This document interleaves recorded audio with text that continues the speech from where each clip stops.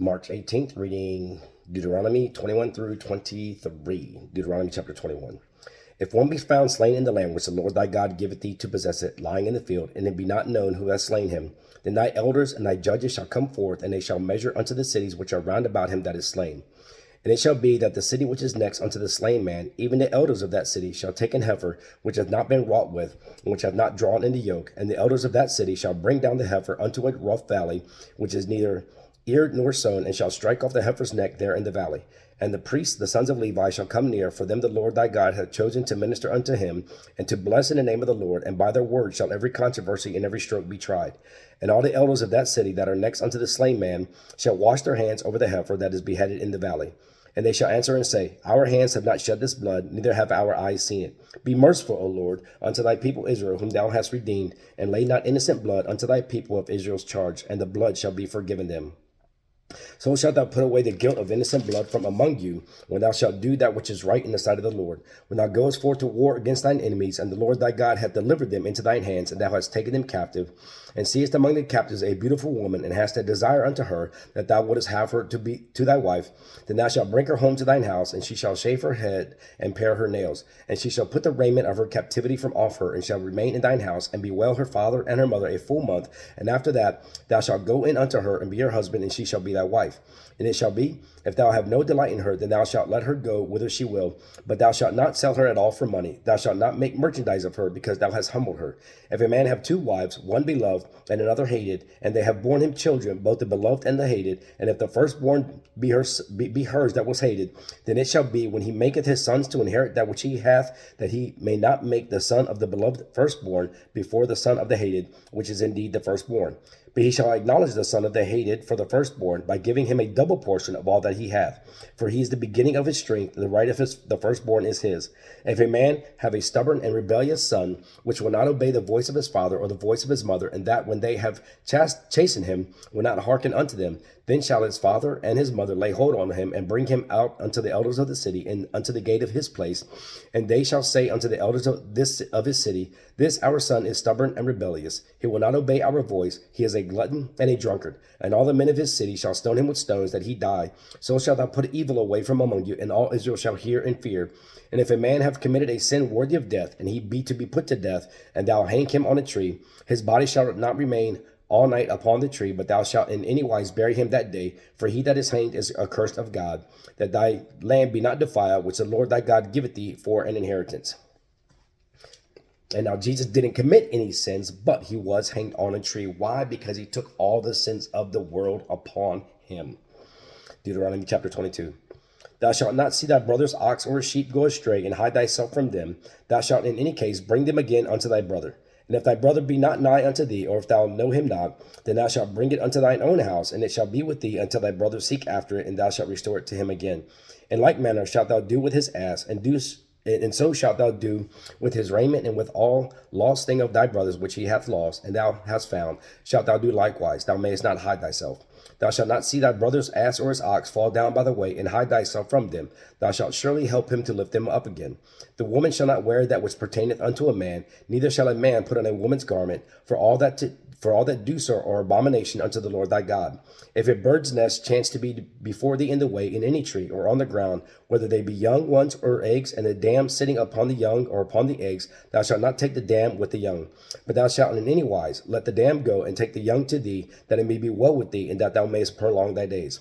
When thou buildest a new house, then thou shalt make a battlement for thy roof, that thou bring not blood upon thine house, if any man fall from thence. Thou shalt not sow thy vineyard with diverse seeds, lest the fruit of thy seed which thou hast sown and the fruit of thy vineyard be defiled. Thou shalt not plow with an ox and an ass together. Thou shalt not wear a garment of diverse sorts, as of woolen and linen together. Thou shalt make thee fringes upon the four quarters of thy vesture, wherewith thou coverest thyself. If any man take a wife, and go in unto her, and hate her, and give occasions of speech against her, and bring her up an evil name upon her, and say, I took this woman, and when I came to her, I found her not a maid. Then shall the father of the damsel and her mother take and bring forth the tokens of the damsel's virginity unto the elders of the city in the gate.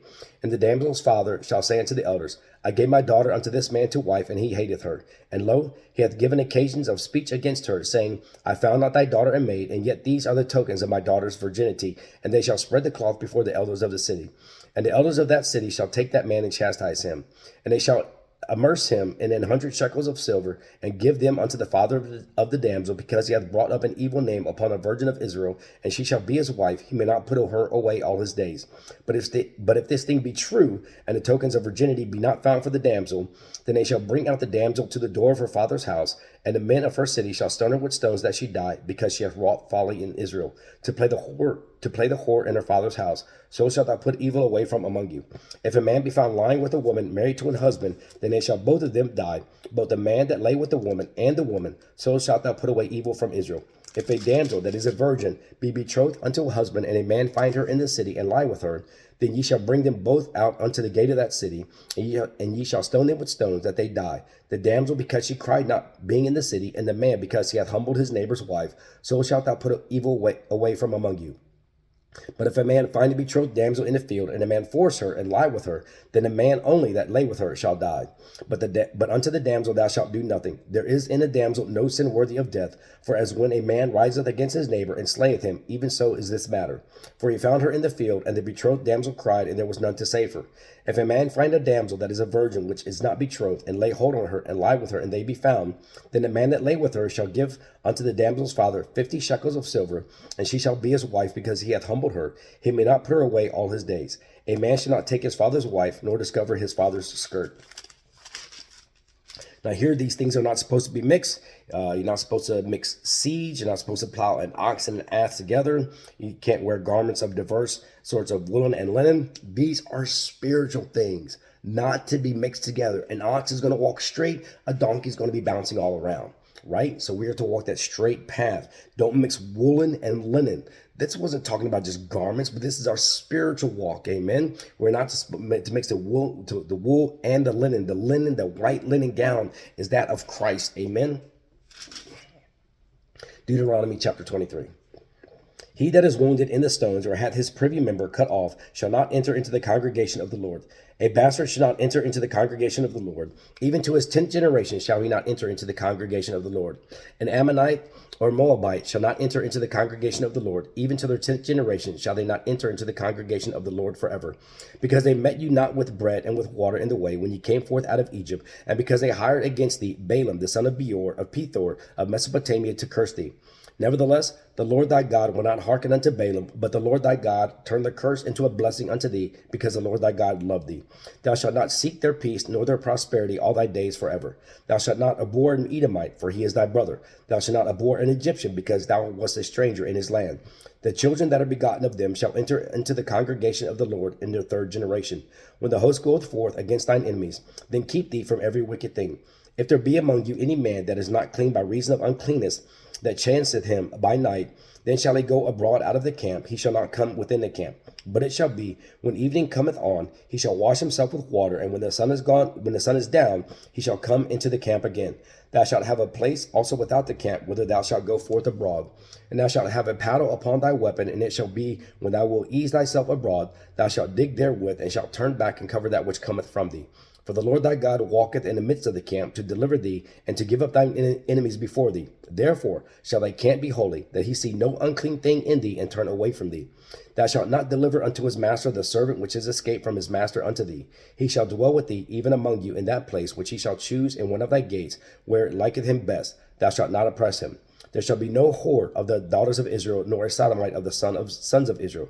Thou shalt not bring the hire of a whore, or the price of a dog, into the house of the Lord thy God for any vow. For even both these are abomination unto the Lord thy God. Thou shalt not lend upon usury to thy brother, usury of money, usury of victuals, usury of anything that is lent upon usury. Unto a stranger thou mayest lend upon usury, but unto thy brother thou shalt not lend upon usury, that the Lord thy God may bless thee in all that thou settest thine hand to in the land whither thou goest to possess it. When thou shalt vow a vow unto the Lord thy God, thou shalt not slack to pay it, for the Lord thy God will surely require it of thee, and it would be sin in thee. But if thou shalt forbear to vow, it shall be no sin in thee. That which is gone out of thy lips thou shalt keep and perform, even a freewill offering, according as thou hast vowed unto the Lord thy God, which thou hast promised with thy mouth. When thou comest into thy neighbor's vineyard, then thou mayest eat grapes thy fill at thine own pleasure, but thou shalt not put any in thy vessel. When thou comest into the standing corn of thy neighbor, then thou mayest pluck the ears with thine hand, but thou shalt not move a sickle unto thy neighbor's standing corn. In the very beginning here, later in the New Testament, the Pharisees would tell Jesus, well, at least we can go in to the temple. Why? Because Deuteronomy 23, verse 2, a bastard shall not enter into the congregation of the Lord. So they were telling Jesus, you don't know who your dad is. But of course, Jesus knew that God is the Father. And then continuing on, and verse number 21, Deuteronomy 23, verse 21, when thou shalt vow unto the Lord thy God, thou shalt not slack to pay it, for the Lord thy God will surely require it of thee, and it would be sent in thee. But if thou shalt forbear to vow, it shall be no sin in thee. Some people, I used to do the same thing. Lord, I'm going to get up and pray tomorrow morning. And then I sleep in like, I told God I was going to do that and I didn't do it. So make sure if you say you're going to do something, you have to do it. Verse number 23, that which is gone out of thy lips, thou shalt keep and perform, even a freewill offering, according as thou hast vowed unto the Lord thy God, which thou hast promised with thy mouth. If you say it, make sure you do it. March 18th. Amen.